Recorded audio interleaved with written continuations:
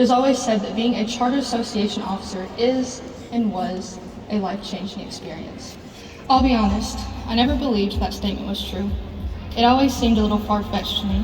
However, as my term comes to an end, I can now say with 100% certainty that this statement is, in fact, true. Serving as Middle Tennessee Vice President this past year has allowed me an experience like no other, and I have so many people to thank for it. To begin, I'd like to thank my family for supporting my decision to run for state office, despite not really knowing what DECA was. I'd like to thank my chapter advisor, Sam Blevins, for taking a chance on a kid he barely knew and allowing me the chance to run for office. I'd also like to thank the rest of my CT family, especially Michael McCoyne and Chris Hobbs, for supporting me in every aspect of my campaign and my term.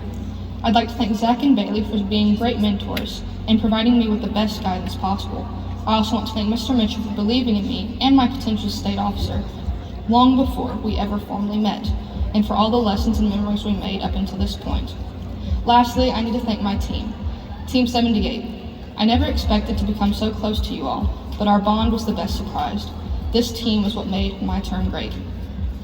Hannah, thank you for being everything I'm not. You're energetic and exciting, the perfect contrast to my calm, level demeanor. You're so great at making things fun, which was never really my strong suit. You even seem to laugh at all my jokes, even the ones that weren't that funny. You taught me not to take everything so seriously. Shelby, thank you for understanding me. More often than not, we were two antisocial oddballs being dragged along by three social butterflies. I lost count of the amount of times we looked at each other and wondered how the rest of the team's social battery wasn't yet depleted. Still, our shared lack of social prowess might be one of the only qualities we share. You didn't understand me because we were so much alike, but because you're one of the most caring and kind individuals I've ever met. You taught me to care a little more. Monty, thank you for all the laughs and giggles. You probably fell victim to my jokes more than anyone else, but you always took it in stride.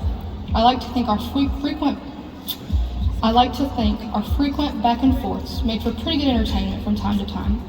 However, all jokes aside, you helped me to open up, and you didn't even realize it. I'm a fairly reserved person, and I didn't plan on revealing much about myself, but your bubbly personality and talkative mannerisms changed that.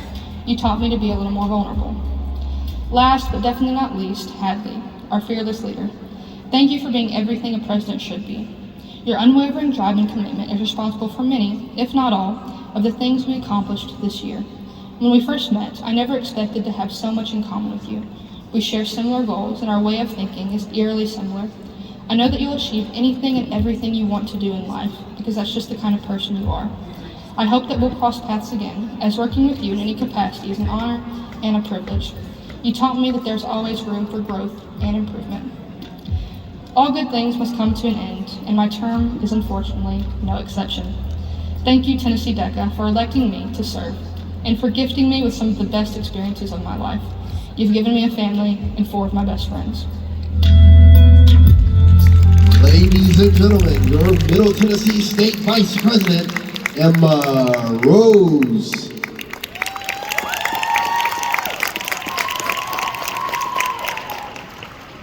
Up next,